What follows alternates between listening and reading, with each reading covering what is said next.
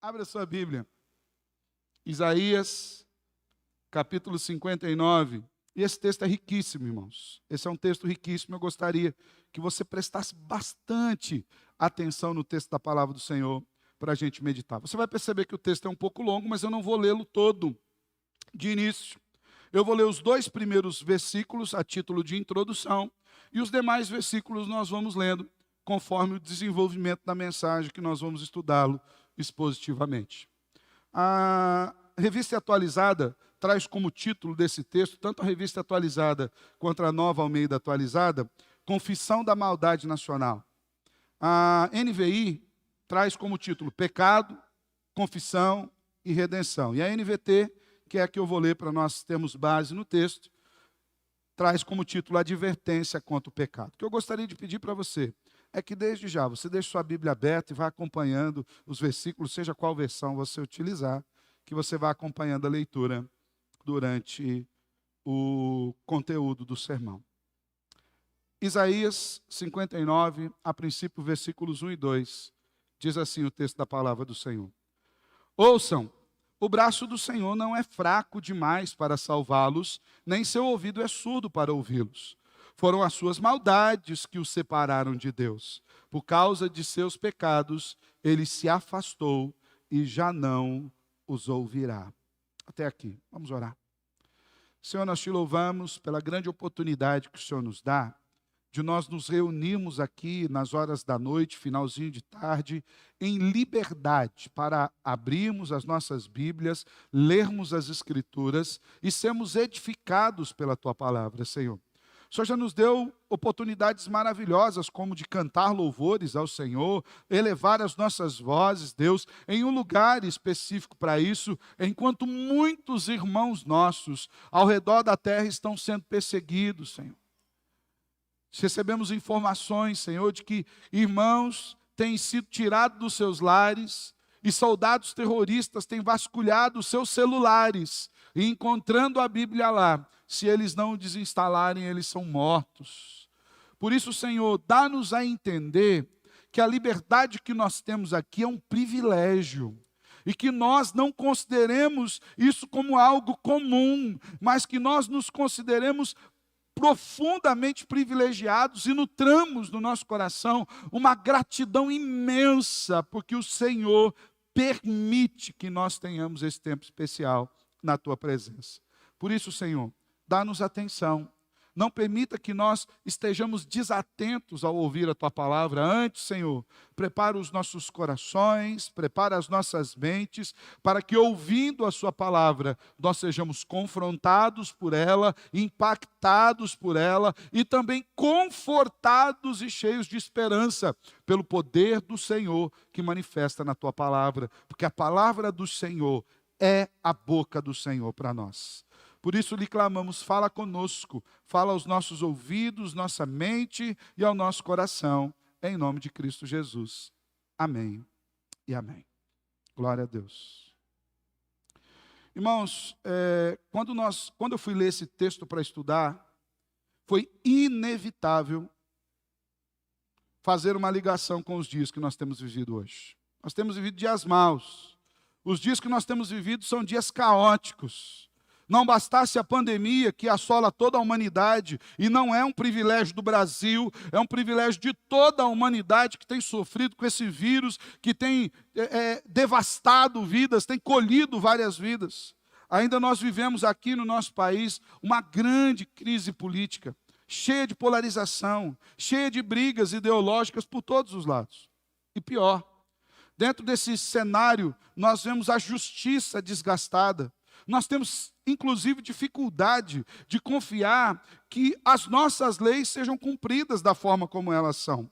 Nós temos percebido a distorção do direito, nós temos percebido que o direito já não é mais aquilo que está estabelecido na Constituição, mas é aquilo que habita a mente de algumas pessoas, de acordo com a ideologia que elas caminham.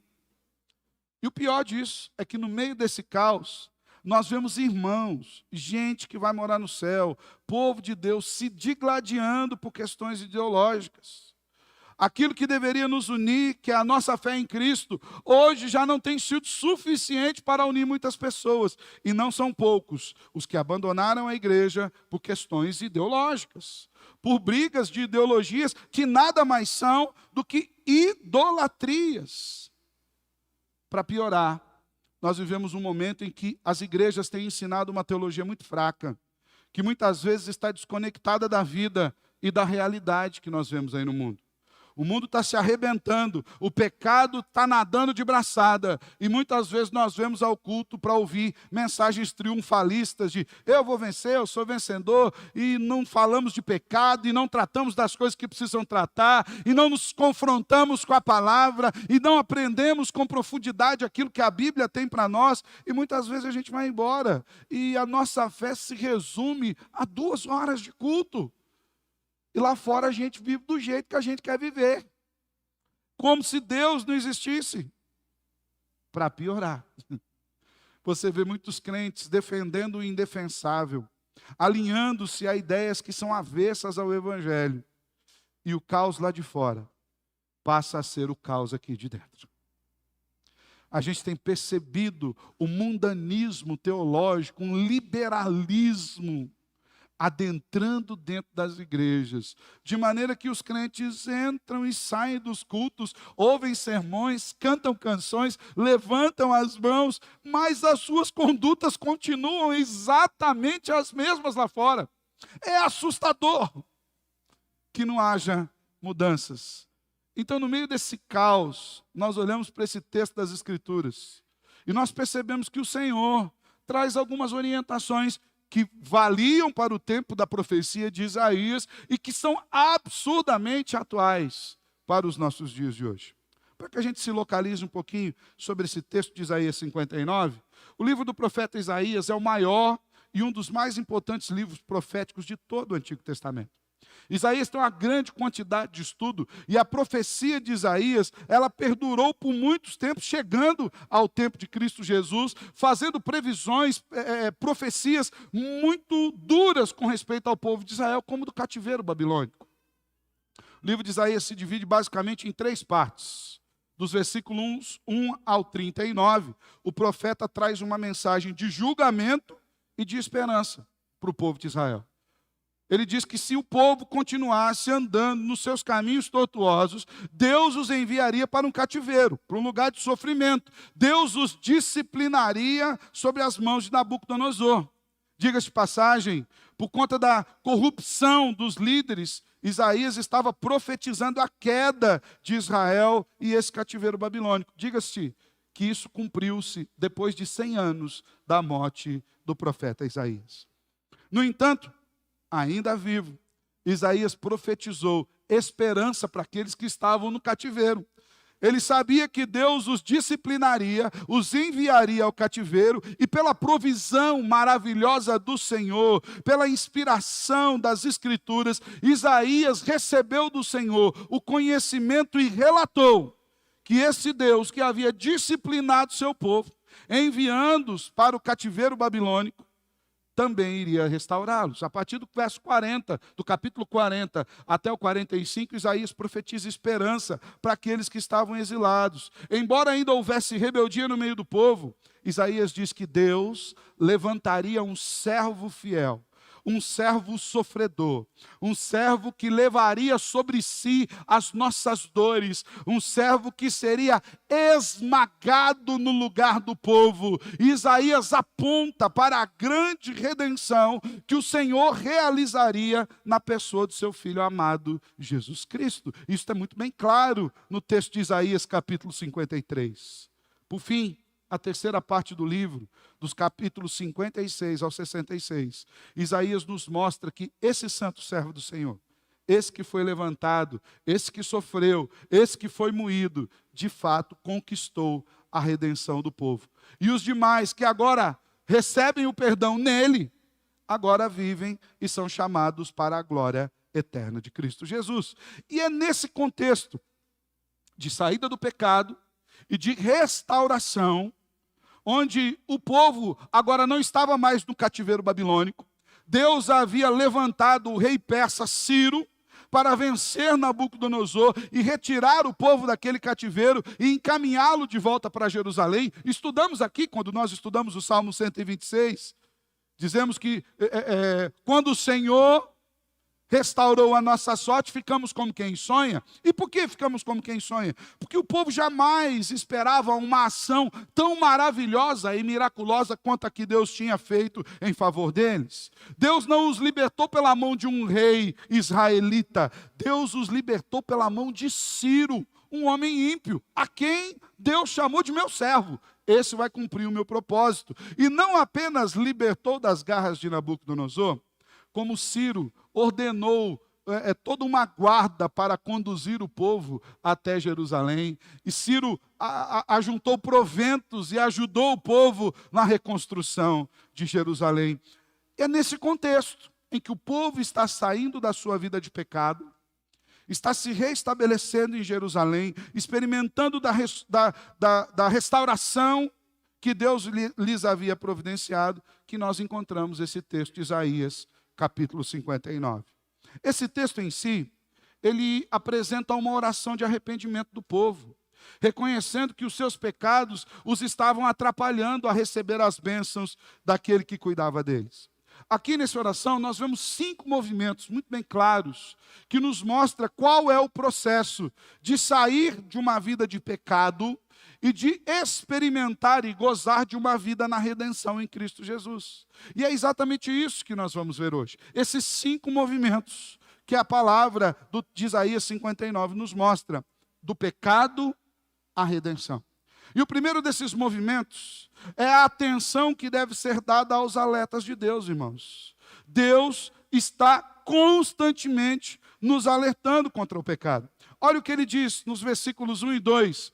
Ouçam, o braço do Senhor não é fraco demais para salvá-los, nem o seu ouvido é surdo para ouvi-los. Foram as suas maldades que os separaram de Deus. Por causa de seus pecados, ele se afastou e já não os ouvirá.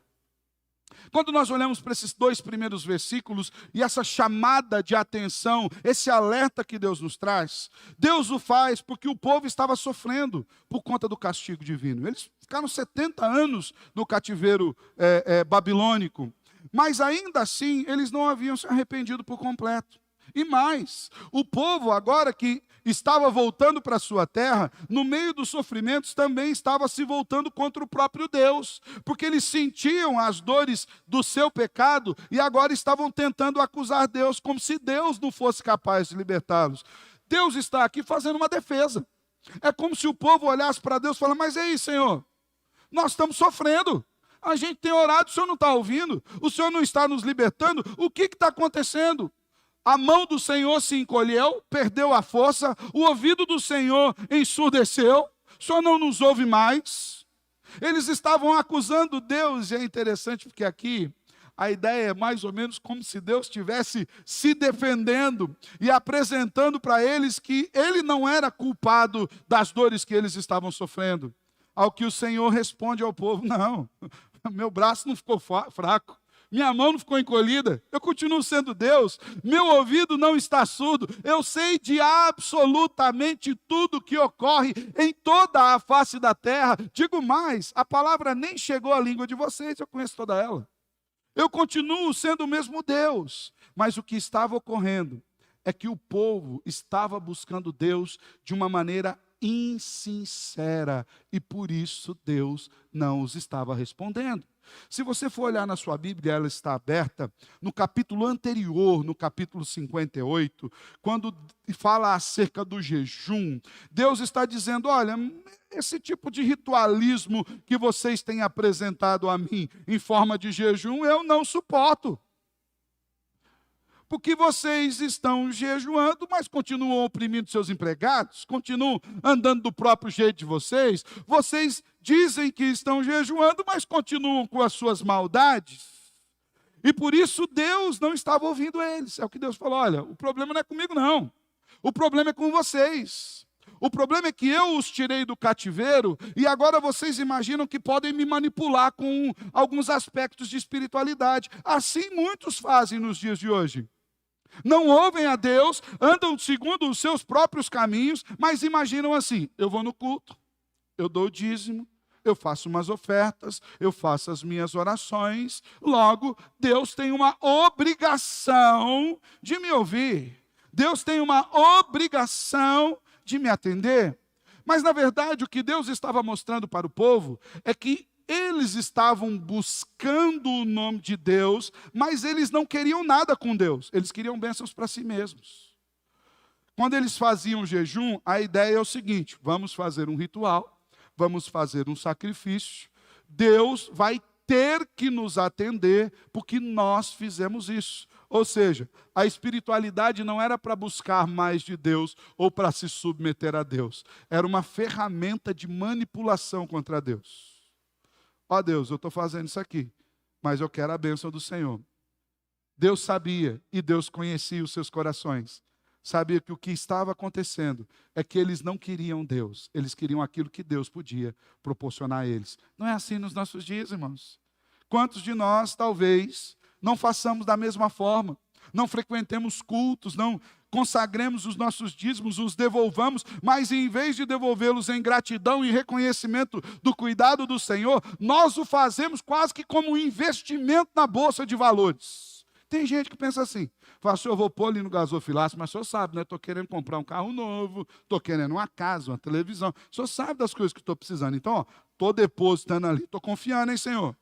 Daqui a um pouco é meio com um sorteio meio de mega-sena, alguma coisa assim. Tem gente que age assim e imagina que Deus é manipulável. Isso eu confesso, irmãos, que o que mais me assusta não é o fazer a coisa errada.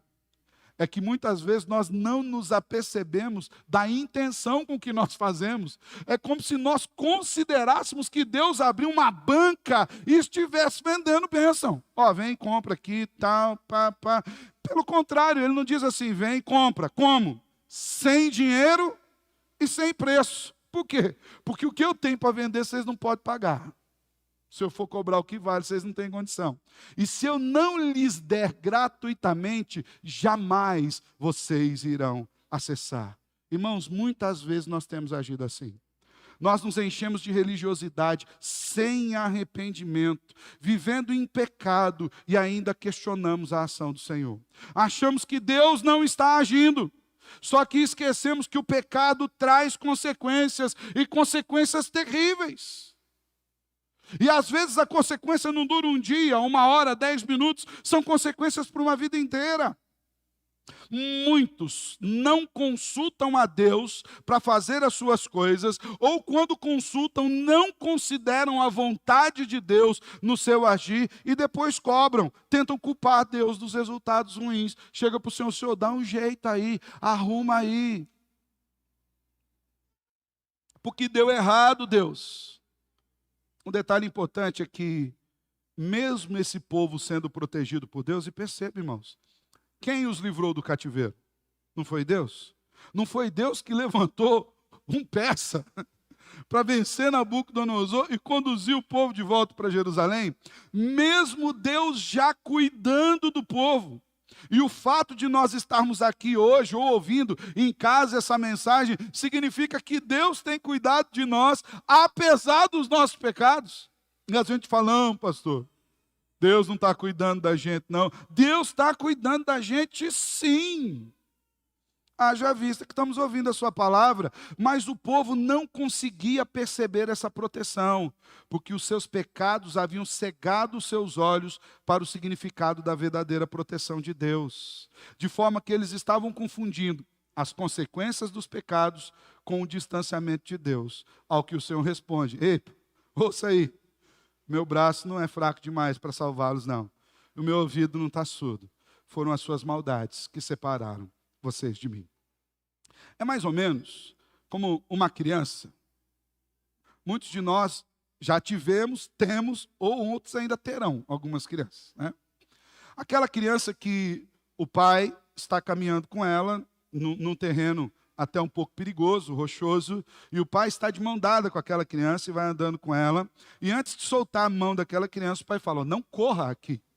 Porque se você correr aqui, você vai tropeçar, temos muitas pedras, você vai cair, vai ralar o seu joelho e vai doer. E o filho olha e fala assim, tá bom. E no momento, no instante em que o pai solta a mão do filho, ele olha para o pai, se vê livre e a primeira coisa que ele faz é sair correndo, desembestado, seguindo o curso que deu na sua cabeça. E não poucos metros à frente ele tropeça, cai e rala o seu joelho e volta para o seu pai, cheio de lágrimas nos olhos, falando, mostrando o joelho, ao que o pai amorosamente o recolhe para si, o leva para casa. Quem é mais antigo vai lembrar dessa cena. Coloca no tanque, pega aquele sabão, aquela bucha vegetal e passa naquele joelhinho carinhosamente para tirar toda aquela sujeira que está ali. E não satisfeito, o pai pega aquele vidro de mertiolate, que, diga-se de passagem, nós perdemos toda uma geração depois que o mertiolate parou de arder. E o pai pega aquele mertiolate e passa no joelho, ao que o menino, sendo cuidado pelo pai, se volta em ira contra o pai, porque ele fala, está doendo, o Senhor está fazendo doer o meu machucado, a culpa é do Senhor. A gente age assim contra Deus. Deus fala, faz assim não, filho. A gente salta da mão dele, sai correndo, se arrebenta. E quando ele vem tirar a sujeira, quando ele vem nos desinfetar do pecado, quando ele vem cuidar de nós, nós falamos, Senhor, como assim o Senhor está fazendo doer? Ele falou, não, o que está fazendo doer é o seu pecado, não sou eu não. Não sou eu quem está fazendo doer. Eu estou limpando para que isso não piore. É que quando você comete seu pecado, você cai no engano do seu próprio coração, imaginando que não haja consequências para as coisas que você faz. Primeiro movimento que o profeta nos apresenta para essa saída do pecado até a redenção é que nós demos atenção ao alerta de Deus. Olha, não sou eu que não tenho cuidado de vocês, é o pecado de vocês que os tem afastado de mim. Perceba um detalhe, ele não diz que é o seu pecado que me afasta de vocês. Ele diz que o pecado afasta quem? Vocês de mim. Por quê? Porque eu continuo sendo Deus, eu continuo cuidando de vocês, mas vocês abrem mão do meu cuidado, vocês rejeitam o meu cuidado. Vocês falam, não, é do meu jeito. Eu lembro que a minha mais velha, quando era pequenininha, e ela ia comer alguma coisa, chegou numa idade que você ia dar comida para ela, falou, não, quer comer sozinha, né? E aí todo mundo que é pai sabe como é que ficava o redor da alimentação dela sozinha, né? Então assim, era 10% na boca, 30% no rosto, e o resto era onde caísse, irmãos. Era aquele jeito, aquela bagunça. Nós rejeitamos essa ação de Deus e andamos pelos nossos caminhos. Tropeçamos, caímos e falamos, Deus, onde o Senhor está? Estou aqui cuidando de vocês. Primeiro movimento, irmão, fica atento aos alertas que Deus tem dado. Deus tem dado muitos alertas na igreja, nas escrituras, nas canções, no culto. O Senhor tem cuidado de nós, a gente precisa estar alerta. Segundo movimento que o texto nos mostra é que Deus, uma vez que ele diz o seguinte, olha, o problema é o pecado de vocês. Deus começa a dizer qual é esse pecado. E Deus começa a nos chamar a atenção para a natureza do pecado que há em nós. E Deus passa a fazer uma acusação, chamando a nossa atenção para a natureza do pecado. Mantenha a sua Bíblia aberta, olha o que Deus diz dos versos 3 até o 8. Então Deus falou, ó, a culpa é do pecado de vocês. Quais pecados? Suas mãos estão manchadas de sangue, e os seus dedos imundos de pecado. Seus lábios estão cheios de mentira, e a sua boca transborda de corrupção. Ninguém se preocupa em ser justo e íntegro. Os processos judiciais se baseiam em mentiras. As pessoas concebem maldades e dão à luz o pecado. Chocam serpentes venenosas e tecem teias de aranha. Quem comer seus ovos morrerá. Quem neles pisar fará sair uma víbora. Suas teias não servem de roupa e ninguém pode se cobrir com elas. Tudo que fazem é cheio de pecado, e a violência é a sua marca. Seus pés correm para fazer o mal, e se apressam em cometer homicídio. Pensam somente em pecar. Por onde passam, deixam sofrimento e destruição. Não sabem onde encontrar paz. Não entendem o que significa ser justo. Traçam caminhos tortuosos, e quem os segue não sabe o que é paz. É como se Deus fosse o pai desse menino traquina, que saiu correndo, e agora fala: pai, mas o senhor está machucando meu joelho. E Deus fala: não, senhor não, filho. Sabe por que o seu joelho está doendo? Não é nem por conta da queda, é porque num dado momento, assim que eu soltei das suas mãos, tendo lhe dado as orientações, você decidiu seguir o seu próprio caminho. E olha onde o seu caminho te levou. Quando você falou: não, deixa que eu faço do meu jeito, olha como é do seu jeito. Adão fez isso, irmãos. Não coma da árvore do conhecimento do bem e do mal. No dia que você comer, você vai morrer. Adão fala: não, vou fazer do meu jeito. Vou ouvir a serpente. Deus não vai fazer um negócio desse. Você acha que Deus vai fazer uma atrocidade dessas? Ele fez. Ele diz que ele não é homem para que minta. Não é filho do homem para que se arrependa. Ele diz que nele não há sombra de variação. Adão preferiu confiar na serpente no seu coração. Deixa que eu faço do meu jeito. Nesses versículos, o Senhor aponta para a natureza do pecado do povo. Qual era o jeito do povo? O Senhor mostra o que estava os separando das bênçãos do cuidado divino, de maneira que eles não conseguiam perceber a ação de Deus. E perceba, irmãos, como o pecado perverte e macula a mente e as ações do povo como um todo. Por que, Senhor, que nós não sentimos a sua mão e não sentimos que o seu ouvido nos ouve? Deus fala: porque as suas mãos estão manchadas de sangue. Versículo 3. Hoje, talvez, nós tenhamos muitos irmãos com as mãos manchadas de sangue de várias formas. Talvez não necessariamente no assassinato, mas, por exemplo, quando irmãos se alinham a pessoas que legalizam ou querem a legalização do aborto, por exemplo, você está com as mãos manchadas de sangue. Suas mãos estão manchadas de sangue. Ainda no versículo 3, os dedos estão imundos de pecado. O original em hebraico para essa ideia de imundos em pecado é: vocês estão envoltos em iniquidade, andando longe de mim. Vocês estão vivendo uma vida de depravação, de perversidade, de maneira que vocês desconsideraram completamente as minhas orientações. Ainda no versículo 3, Deus fala mais um pecado: a corrupção dos lábios. Vocês são mentirosos, a maldade está no lábio de vocês, a falsidade, a injustiça. Vocês mentem não por conta de um erro, mas vocês maquinam a mentira. A mentira, na verdade, é a primeira ferramenta que vocês carregam no seu bolso. É mais ou menos como quem assistiu aqui, hoje ninguém assiste mais, os filmes de Bang Bang, que tinham os pistoleiros. Quem lembra disso? Assisti Django. O povo lembra aí, ó, né? Assistiu também Django. E eu lembro que uma das coisas mais maravilhosas que nós vimos desses filmes de Bang Bang é a velocidade com a qual o mocinho sacava do revólver. Ele colocava o revólver num lugar mais próximo das suas mãos.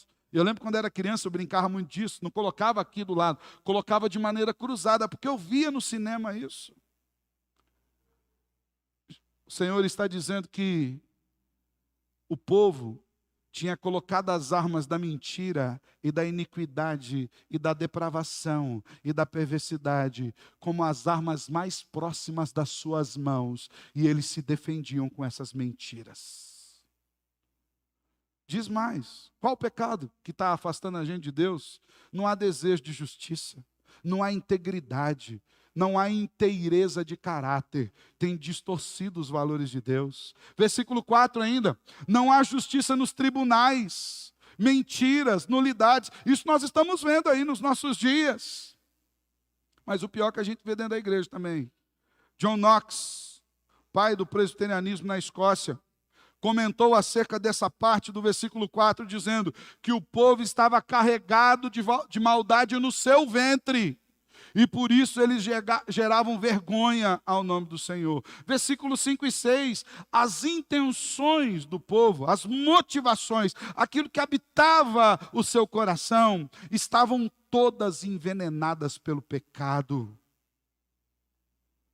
Havia veneno no seu interior. Olha o que ele diz, versículos 5 e 6. Versículo 5 em especial. Chocam serpentes venenosas e tecem teias de aranha. O seu coração, dali sai veneno. Se alguém se alimentar daquilo que sai da sua boca, morrerá. Já viu crente assim? Que se você for seguir aquilo que ele disse, você morre, você mingua na fé, você desanima. Ele não tem nada de bom para dizer. Quem se alimentar dos seus ovos morrerá. E quem tentar fugir deles, quem tentar pisar neles, vai se machucar, porque até mesmo das suas mentiras, eles fazem com que respinguem algo e fará sair uma víbora do ovo quebrado. Olha mais pecados. As obras das suas mãos são inúteis para prover proteção ao outro. Antes, são apenas armadilhas para o lucro próprio. Suas teias não servem de roupas. Ele diz aqui que é como aranha. A teia de aranha, você já viu alguma roupa de teia de aranha? Você não vê. Por mais que você entre em um lugar e aquilo esteja carregado de teias de aranha, conforme você vai passando a mão naquilo ali, ela não tem sustentabilidade. Ela só serve para um propósito: catar as iscas da aranha, só para prover algo para si próprio, mas nada de proveitoso para outro.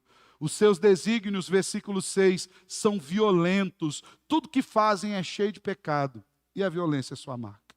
Diz mais, versículo 7. Os pés são inclinados à maldade e a derramar sangue. São homicidas. E aqui ele faz uma alusão ao reinado de Manassés, que era o rei no momento em que Isaías escreveu esse capítulo 59 da sua profecia.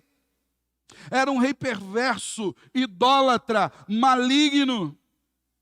2 Reis, capítulo 21, no versículo 11, diz que Manassés era tão vil. Manassés havia se distanciado do Senhor de tamanha forma que ele era pior do que os amorreus. É como se Deus estivesse dizendo assim: o rei que governa sobre Israel tem um comportamento, uma mentalidade, um coração pior do que um rei ímpio, que não considera Deus. Detalhe, irmão, isso aqui é o Senhor falando dos pecados de quem? Do mundo? Dos pecados do povo. Pensam somente em pecar. Tem crente que é assim. Está falando do evangelho, ele não quer nem saber do evangelho. Entra aqui, sai aqui, o que vale é o que eu penso. E Deus que ande de acordo com a minha vontade.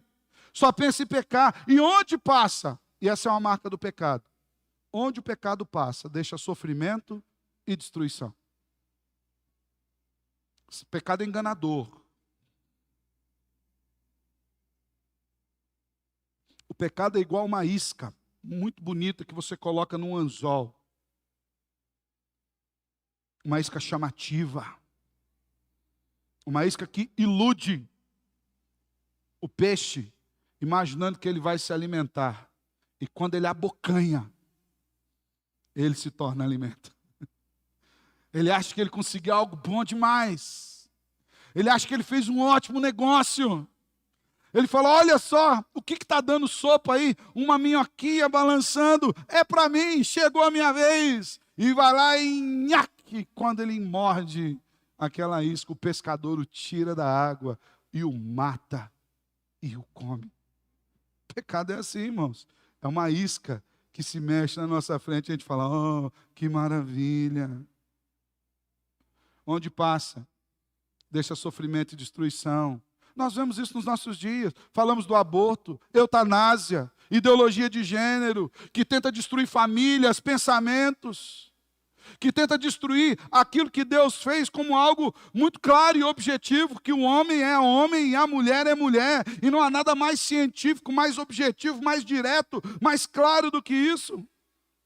E ainda no versículo 8 diz: são inimigos da paz, contenciosos, injustos, promotores do desassossego, porque quem anda no caminho deles também não encontra paz. Embora nós contemplemos muito dessa maldade exposta e vigente nos nossos dias, no mundo, a advertência que as Escrituras trazem é com respeito ao povo de Deus. Porque o que Deus estava dizendo, que isso estava sendo encontrado no meio do povo dele. Irmão, o ímpio ser ímpio é o que se espera dele. É normal, é do jogo. Porque o ímpio está escravizado. Mais do que isso, a Bíblia diz que ele está morto nos seus delitos e pecados. O ímpio está cegado para as coisas de Deus. Mas o povo de Deus agia assim. Isso é uma abominação aos olhos do Senhor. Para você ter uma ideia, é como se Deus estivesse dizendo o seguinte: olha, se fosse um povo ímpio, seria natural para eles. É natural ao ímpio roubar, é natural ao ímpio matar, é natural ao ímpio prostituir-se, é natural ele ser infiel, desonesto, lascivo, usar palavras torpes, ser sexualmente desordenado, viver atrás de seus prazeres e correr atrás das suas próprias vontades, ser hedonista, ser egoísta. Isso é natural, isso é o que o ímpio é a regra do jogo, é assim. Eles têm por Deus o seu próprio umbigo. Mas como essas questões podem estar presentes na vida de um filho de Deus? É o que Deus está dizendo. Vocês estão entendendo por que vocês acham que o meu ouvido está surdo e por que vocês acham que o meu braço está encolhido? Porque vocês estão enlameados na nojeira do pecado. Não que Deus não se indigne com o pecado que há lá no mundo, irmãos. Deus se indigna e Ele é reto e justo juiz, e a Bíblia diz que Ele é testemunha veloz. Ele irá cobrar isso. Mas há uma preocupação especial do Senhor com o pecado no meio do povo de Deus. Porque nós somos povo escolhido, geração santa, raça eleita. Nós fomos amados, chamados ao arrependimento, fomos perdoados dos nossos pecados. Talvez você possa pensar: pastor, mas a graça comum de Deus faz com que o sol nasça para os santos e para os ímpios. A chuva cai na casa do santo e cai na chuva do ímpio. Mas se você for olhar no inferno, ele é somente para o ímpio, e o céu é somente para os santos. Deus fará distinção através da graça especial que nos mostra o conteúdo do Evangelho. Você entende, irmãos? Por que às vezes a gente acha que o Senhor não nos atende? Será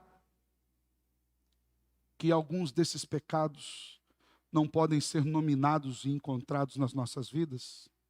É um alerta.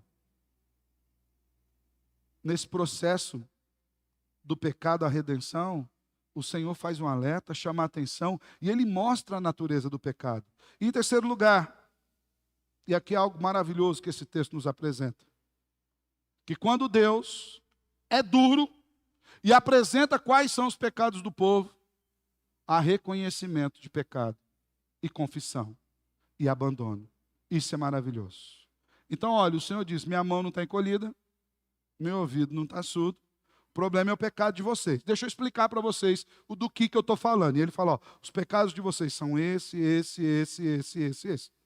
O povo já havia se rebelado contra Deus, estava até acusando Deus. Mas aqui, pela graça maravilhosa do Salvador, o povo olha para si e fala: ixi, o negócio é com a gente mesmo. A gente está numa situação complicada. E a partir do versículo 9 até o versículo 15, o povo começa a confessar os seus pecados. Irmãos, no processo de abandono do pecado para a redenção, nenhum de nós chegaremos, ou chegará, se não nos virmos como pecadores, reconhecemos o nosso pecado, confessarmos e abandonarmos. E olha o que o povo faz a partir do versículo 9. Então, até então é o Senhor falando com eles. E agora é eles olhando para si e falando com o Senhor. No versículo 9 ele fala: Senhor, de fato, não há retidão no nosso meio. Não sabemos viver de modo justo. Procuramos luz, mas só encontramos trevas. Procuramos claridade, mas andamos na escuridão. Apalpamos as paredes como cegos, andamos tateando como quem não tem olhos. Mesmo no mais claro meio-dia, tropeçamos como se fosse noite. Entre os vivos, somos como os mortos. Rugimos como ursos, gememos como pombos. Procuramos justiça, mas ela nunca chega. Procuramos salvação, mas ela está distante de nós. Nossos pecados estão amontoados diante de Deus e testemunham contra nós. Sim, sabemos que somos pecadores. Sabemos que nos rebelamos e renegamos o Senhor, demos as costas para o nosso Deus. Sabemos que fomos injustos e opressores, planejamos cada uma das nossas mentiras. Nossos tribunais se opõem ao que é certo, não há justiça em parte alguma. A verdade anda tropeçando pelas ruas e a honestidade foi banida. Sim, a verdade sumiu e quem rejeita o mal é perseguido. O Senhor viu tudo isso e se desagradou de não encontrar justiça alguma. Irmãos, essa parte do texto é dramática. Porque o povo, uma vez confrontado por Deus, olhou para si mesmo e pela ação do Espírito do próprio Deus, a partir desse momento o povo começa a reconhecer os seus pecados e a confessá-los diante do Senhor. E eles começam a confessar as suas injustiças. Eles começam a confessar que eles não andavam em retidão. Versos 9 e 10, eles falam: Senhor, de fato, o problema está com a gente mesmo. Nós temos oprimido aos mais fracos, nós estamos oprimindo o estrangeiro, os pobres, as viúvas. Nós estamos distantes de qualquer tipo de justiça social. E aqui, irmãos, quero fazer um pequeno adendo. Quando nós falamos em justiça social na igreja dos nossos dias, a gente precisa tomar um cuidado. Porque tem gente que está imaginando que justiça social é fazer a igreja se transformar numa grande ONG. E não é. Não há nada mais carregado de justiça social do que o Evangelho do Salvador Jesus Cristo, que nos dá uma nova vida e fala: aquele que roubava não rouba mais, agora trabalha para si e para abençoar o outro. Que nos diz que é mais bem-aventurado dar do que receber. Que nos diz que a verdadeira espiritualidade, a verdadeira religião é visitar os órfãos, as viúvas e acudir o necessitado. Não há justiça social mais profunda e mais impactante do que o Evangelho. E aqui o povo está reconhecendo, irmãos, nós somos chamados a reconhecer os nossos pecados. Os pecados deles estavam fazendo com que eles vivessem em trevas, embora eles se interessassem pela luz. Aqui é algo muito interessante, porque lembra que eu falei da conversão insincera do capítulo 58, daquele jejum que não agradava a Deus? A ideia aqui, irmãos, é a ideia de um crente que gosta de Deus. Ele gosta, ele vai para o culto, ele canta, ele levanta a mão, ele lê a Bíblia. Ele gosta desse ambiente aqui. Ele não passa um domingo sem isso aqui. Se passar um domingo, dá até uma crise nele. Ele gosta do ambiente. Ele gosta de ver o pastor pregando, ele gosta das canções que canta. Ele gosta até mesmo do ritual de pegar o seu envelope, vir colocar o dízimo no gasofilaço. Ele gosta dessas coisas. Porém, a palavra de Deus entra aqui e sai aqui. Ele gosta do ambiente, mas ele não quer saber das diretrizes de Deus. É o que o povo estava dizendo. Olha, nós estamos andando no meio da luz, mas vivemos como se estivéssemos nas trevas. Ainda que a verdade de Deus estivesse no meio do povo os alumiando, ainda assim eles estavam como cegos, tateando na escuridão. Mesmo diante do sol do meio-dia. Era gente que tinha contato com a luz, com a palavra. Deus se revelava a eles, os profetas falavam a eles. Mas eles não ouviam e andavam tateando, tropeçando nos seus próprios pecados. Veja a gravidade disso, irmãos. Na confissão deles, eles dizem assim: nós andamos como quem não tem olhos. Você já olhou para você e já se viu pecador desse tanto? Fala assim: a gente está no meio da luz, o Senhor manifestando luz para nós o tempo todo. mais eu ando no escuro. Eu tomo cada decisão que, olha, eu não consigo entender como é que eu tomo umas decisões tão tortas dessa. Mas por quê? Porque eu decidi andar do meu jeito. Eu gosto do Senhor, mas eu não considero como normativo para a minha vida. Versículo 11 diz que eles viviam em reclamações constantes. Rugimos como urso, gememos como pombas. Eles se desgastavam, se debatiam, bradavam e nada conseguiam. Do mais forte ao mais fraco, todos não estavam logrando êxito no alívio das suas tribulações. Tem alguns ditados infames que a gente acaba usando no dia a dia. Às vezes o crente fala desses ditados também. Ah, pastor, quanto mais eu rezo, mais assombração me aparece. Por quê? Primeiro, porque ainda não entendeu que as nossas expressões de espiritualidade não manipulam a Deus. E segundo, porque não entendeu que o nosso braço não nos traz livramento. Se não for ao Senhor, Israel que o diga. Se não for ao Senhor. Quando eles confessam seus pecados, irmãos, eles se veem numa situação tão degradante, tão desesperadora, que no versículo 12 eles entendem que os seus pecados eram tanto, que se avolumavam e acumulavam diante dos olhos de Deus. Eles falam, os meus pecados estão se amontoando diante do Senhor, de forma que agora Deus é testemunha contra nós. Sabemos que somos pecadores. Eles sabiam que eles eram inexcusáveis diante da santidade de Deus. Versículo 13, eles sabiam que eles haviam dado as costas para Deus. Olha o que diz, sabemos que nos rebelamos e negamos o Senhor, demos as costas para o nosso Deus. O termo original em hebraico aqui para esse dar as costas, é o termo que corresponde a apostasia. Sabe o que é apostasia? É saber que Deus existe e deliberadamente considerar que Deus não tem nada a acrescentar nas nossas vidas. Apostasia é uma decisão individual, pensada, de escolher os seus caminhos em detrimento à vontade de Deus. Quando ele fala de virar as costas, é mais ou menos como quando nós nos viramos contra o sol e a única coisa que nós vemos é a nossa sombra. O povo falava assim para o Senhor, Senhor, nós sabemos que nós apostatamos da fé. Irmão, deixa eu falar um negócio para você. Tem muita gente que está no hall da igreja que já apostatou da fé. Vai no culto, levanta a mão, louva. Ele está no livro da igreja, só não sei se ele está no livro da vida, que é onde é mais importante estar. Não que o livro da igreja não seja importante. Ele é apenas uma expressão visível de algo que aguardamos que aconteça no invisível. Mas tem muita gente que apostatou da fé dentro da igreja. Porque ele ouve a palavra de Deus, ele ouve os ensinamentos de Deus, ele ouve os desígnios de Deus, ele canta para Deus, ele sabe da verdade de Deus, mas ele teimosamente caminha pelos seus caminhos. O povo se arrepende e fala, Senhor, a gente fez isso mesmo. A gente se abandonou, a gente relegou, nós planejamos as nossas mentiras. Isso os tornou injustos, opressores, mentirosos contumazes.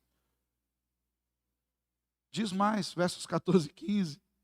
A imoralidade que o povo estava vivendo era tamanha, irmãos, que havia influenciado os seus costumes e as suas leis. Perceba como isso acontece no nosso mundo. As leis de hoje, aquilo que é legal nem sempre é moral. Nem sempre é bíblico. Porque as leis são feitas para regulamentar a iniquidade do coração do povo. Olha o que eles dizem em versos 14 e 15. Senhor, olha onde nós chegamos. Os nossos tribunais se opõem ao que é certo. É o povo de Deus, irmãos. Irmão, se o mundo se opor ao que é certo, é do jogo. É isso aí mesmo. Segue o jogo. Mas o crente se rebelar contra Deus a ponto de se opor ao que é certo, olha o que eles dizem. Não há justiça em parte alguma. a verdade anda tropeçando pelas ruas e a honestidade foi banida. Sim, a verdade sumiu e quem rejeita o mal é perseguido. Quando nós olhamos isso dentro da igreja é assustador. Sabe quem que é perseguido no meio do povo evangélico hoje? É quem fala, isso aqui é pecado, não anda desse jeito não. A essas pessoas dizem, você não tem amor, você é intolerante. Você ainda não aprendeu do que é o amor de Deus. Eu fico imaginando o povo que não conhece Deus, que não lê Bíblia, querendo ensinar o povo de Deus o que é o amor de Deus. Isso tudo estava no íntimo do coração do povo. E eles até perseguiam os rejeitados. Eles acusavam os que eram fiéis de incomodadores. Você está incomodando a gente. Mas Deus viu tudo isso e se desagradou. É possível que talvez você olhe para esse texto e para a dureza desse texto. Tanto da dureza do alerta e acusação de Deus, quanto da dureza da confissão. Irmãos, essa é uma confissão dura de fazer. É possível que nós olhemos para esse texto e nós não nos vejamos tão pecadores assim. Fala, pastor, mas o povo era ruim demais aqui. Acontece que essa é uma confissão de pecados do povo como um todo. Ou seja, cada qual, ao seu modo, estava se distanciando de Deus e fazendo que a sua conduta pervertesse a conduta de todo o povo. De maneira que eles faziam mais ou menos aquele negócio de encobre pecado. Eu tenho meu pecado, você tem o teu, eu não falo do meu, você não fala, eu não falo do seu, você não fala no meu, e a gente vai caminhando aí. E a coisa só ia piorando. A questão não era que todo o povo era daquele jeito. Uns eram injustos, outros violentos, outros mentirosos, outros infiéis, outros desonestos, outros maldosos, mas todos, absolutamente todos eram cegos. Todos apóstatas, todos ocultando pecados, todos distantes de Deus. Meus irmãos, perceba a profundidade dessa confissão. Uma confissão desse nível é um quebrantamento nacional, é um avivamento. A gente precisa pedir que Deus tenha misericórdia em nós, para que nós confessemos o nosso pecado, para que nós abandonemos. Imagina uma igreja assim, um é desonesto, o outro é infiel, o outro é ladrão, o outro desconsidera a verdade, o outro desconsidera a maldade, o outro age dolosamente, e o pastor escolhe uns textos para pegar que não mexe com nada disso não, e vão falar do amor de Jesus, e bola para frente, segue o negócio. Isso é uma apostasia. E o povo fala assim, ó, a gente era assim. Quando a gente olha para o mundo, irmãos, nós não devemos necessariamente nos preocupar só com o pecado que é lá fora, mas com quanto o pecado que é lá fora tem influenciado a gente aqui dentro.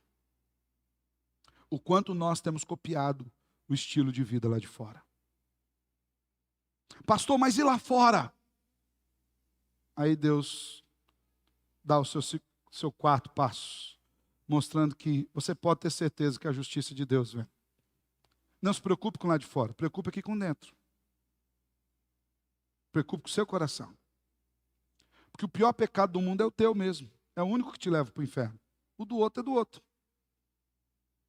A gente precisa se preocupar com a gente, porque Deus nos dá certeza de justiça. Versos 16 a 19. Admirou-se porque ninguém se apresentou para ajudar os oprimidos. Então ele mesmo interveio para salvá-los com um braço forte e a sua justiça o susteve. Vestiu a justiça como armadura e pôs na cabeça o capacete da salvação, cobriu-se com a túnica da vingança e envolveu-se com o manto do zelo. Ele retribuirá a seus inimigos pelo mal que fizeram, a sua fúria cairá sobre seus adversários e até os confins da terra lhe dará o castigo merecido. No oeste temerão o nome do Senhor, no leste o glorificarão, pois ele virá como uma forte correnteza impelida pelo sopro do Senhor. Irmãos, Deus nunca está alheio ao pecado do seu povo. Ele é testemunha veloz. E é isso que nós vemos nesses versos seguintes, dos 16 ao 19. A maldade do povo estava aviltante, tanto que Deus se admirou. Versículo 16 deve nos chamar a atenção, porque diz, admirou-se Deus. Deus falou, é pecado demais da conta. Como é que esse povo faz isso? Lembra de Jeremias? Fala, olha, o Senhor ficou abismado de entender como é que o povo de Deus conseguiu praticar uma iniquidade tão grande. Lembra, ele falou, 2 coisas o meu povo fez contra mim. Nem os ímpios fizeram isso. Procurem no meio dos povos ímpios, vejam se eles fizeram isso. Mas dois pecados o meu povo cometeu contra mim. Primeiro, me abandonou. A fonte de águas vivas. Me deixou. E o segundo, cavou para si cisternas das suas próprias mãos. Cisternas rotas, ou seja, trincadas, que não são capazes de reter águas. 2 pecados. Me abandonaram a fonte de água viva e imaginaram que podiam se sustentar pelos seus próprios braços. A maldade era tão grande que Deus se admirou. Não há ninguém que se apresentou para ajudar os oprimidos. Então o que Deus fez? Ele mesmo veio para salvá-los. Quando nós olhamos para esse mundo pervertido, irmãos, nós podemos ter a certeza de que Deus continua guiando a história. Deus continua levantando Nabucodonosor, continua levantando Círios, e Ele governa sobre a história e intervém com a sua justiça. Deus entrou na batalha. Então você não precisa se preocupar com o pecado lá de fora. Tem crente que fala, pastor, mas se eu não agir do meu jeito, o povo lá de fora me consome. Não preocupe, porque Deus é o justo juiz que cuida de nós. Versículo 17 diz que ele vestiu a couraça. Vestiu como uma armadura, um capacete da salvação. Cobriu-se como túnica. A sua vingança vem. Deus se revestiu de justiça, salvação, vingança e santidade. Deus não vai permitir que a maldade fique impune, fora do povo dele e nem dentro do povo dele. Vai ter um dia em que o dono do aprisco vai chamar suas ovelhas, e aquele que for bode no meio ele vai separar. As ovelhas ele vai falar, vem para mim, benditos do meu Pai. E é interessante porque essa ação maravilhosamente terrível de Deus vai fazer com que ele seja louvado. No oeste o temerão, no leste o glorificarão, porque ele virá como correnteza, impelida pelo sopro do Senhor. Irmãos, isso é esperança para nós. Isso é um sinal de que nós não precisamos nos dobrar ao pecado que acontece aí fora. A gente pode continuar fiel a Deus, porque Deus irá punir o pecado. Ele jamais deixará de retribuir a injustiça. Pastor, e nós que confessamos, os nossos pecados foram castigados em Cristo Jesus. Isaías 53, o servo fiel. Mas os ímpios terão os pecados castigados nele mesmo. E aí nós vamos para o 5º e último movimento, que é o perdão do Senhor e a restauração. O Senhor nos alerta, o Senhor diz que os nossos pecados separam-nos dele e nos diz quais são os nossos pecados. O Senhor nos chama ao arrependimento, mostra que Ele fará justiça e diz que em todo esse processo, quando nós confiamos nas suas mãos, Ele enviará perdão e restauração sobre nós. Versos 20 e 21. O Redentor virá a Jerusalém para resgatar em Israel aqueles que se afastaram de seus pecados, diz o Senhor. Esta é a minha aliança com eles, diz o Senhor. Meu espírito não os deixará, nem essas palavras que lhes dei.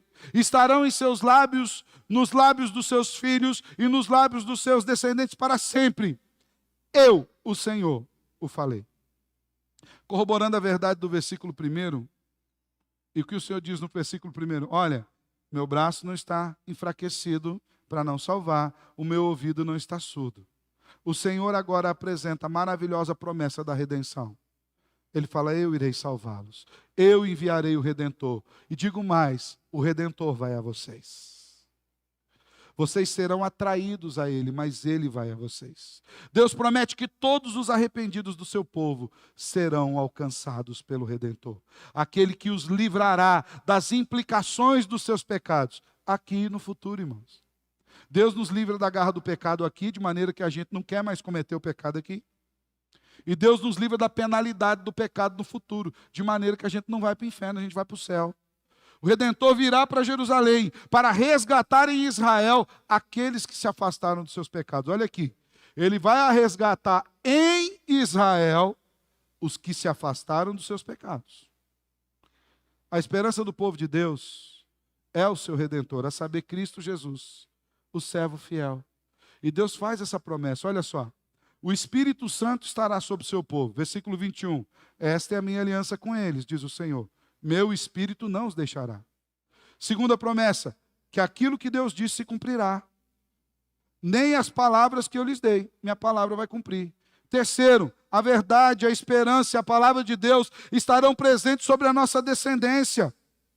Estarão nos seus lábios, nos lábios dos seus filhos e nos lábios dos seus descendentes para sempre. A promessa de Deus é para nós e para a nossa casa. E mais, ele se interpõe como garantia. Eu, o Senhor, o falei. Vai se cumprir porque eu sou Deus. Irmãos, veja como é maravilhoso o perdão de Deus. Ele nos alerta, aponta os nossos pecados, nos chama ao arrependimento, nos dá garantias de que agirá com justiça e nos restaura, nos perdoa em Cristo Jesus. A todos os que se arrependerem dos seus pecados, o Senhor garante restauração e perdão. Talvez você tenha chegado aqui hoje carregado de pensamentos que não coadunam com essa verdade da palavra de Deus. Talvez naquela lista de pecados que foi levantada no texto, você fala, pastor, me encaixei numa meia dúzia ali. Mas eu quero dizer para você, que se o Espírito do Senhor o tocou e o levou ao arrependimento, há restauração para você. Meus irmãos, embora nós vivamos dias em que a malignidade e a impiedade sejam vistas a olhos expostos à luz do meio-dia, nós não devemos nos deixar influenciar pela impiedade do mundo.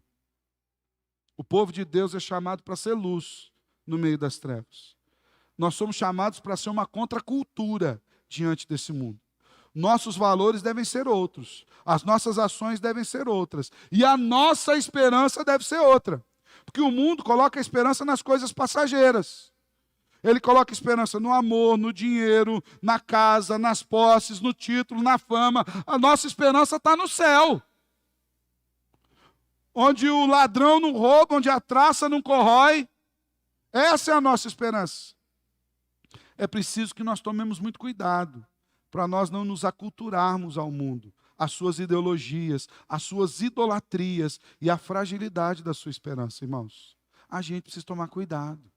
Assim como Israel de Deus se envolveu nos pecados dos babilônios, e eles precisaram se arrepender, precisaram abandonar os seus pecados e voltarem-se para Deus, assim também eu e você somos chamados a observar se nós já não estamos praticando os pecados dos nossos dias, do mundo aí fora. Se nós não temos nos amoldado também sem arrependimento. Eu quero dizer para você, sem abandono dos pecados e sem uma volta para o Senhor em confiança plena, estaremos de todos perdidos. Algumas aplicações práticas para a gente terminar aqui, rapidinho. Primeiro, o Senhor continua salvando e ouvindo. Talvez você fale, pastor, eu sinto igual eles falaram lá, que a mão do Senhor está encolhida e que o ouvido dele está surdo. Lembre-se que muitos dos nossos sofrimentos são consequência do nosso pecado, do nosso abandono do Senhor. Mas o Senhor continua poderoso para salvar, atento para ouvir. Deus não nos abandonou. Assim como Deus não abandonou Israel, Deus não nos abandonou. Segundo, toma cuidado com o pecado, irmão, em nome de Jesus. Tome cuidado com o pecado.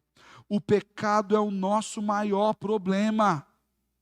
Mais do que os pecados que estão presentes no mundo como um todo. O nosso pecado individual é o nosso maior inimigo, porque o nosso pecado individual é o único pecado que nos condena ao inferno.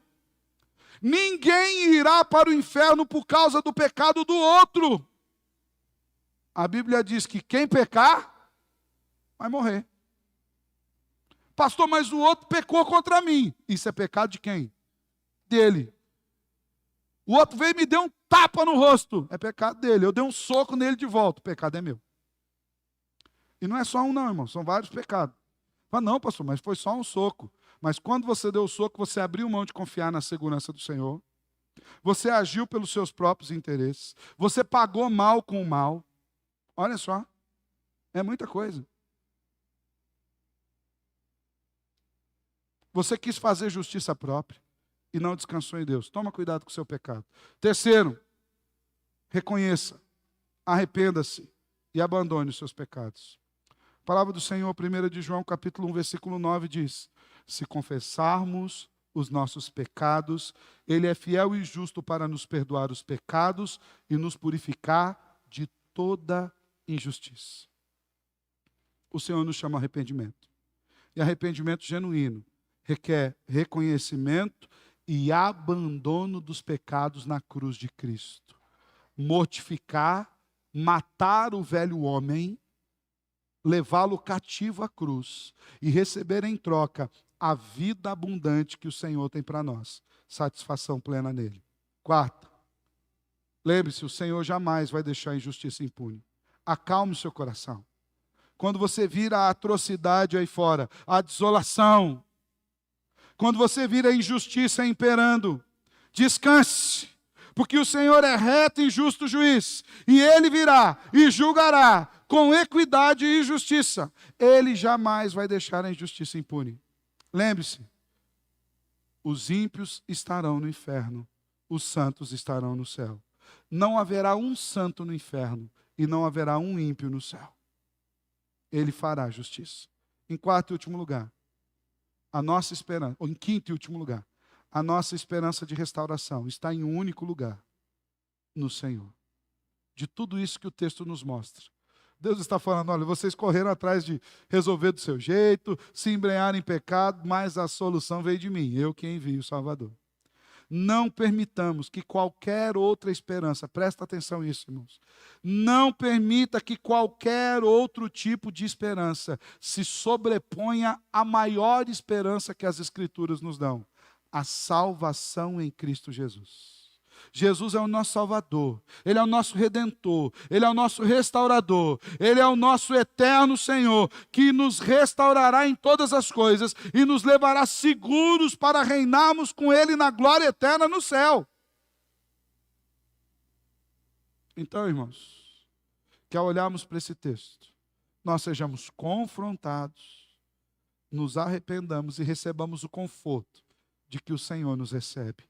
O braço dele não perdeu a força, o ouvido dele não está sujo, não está surdo, mas a nossa confiança tem que estar somente no Senhor.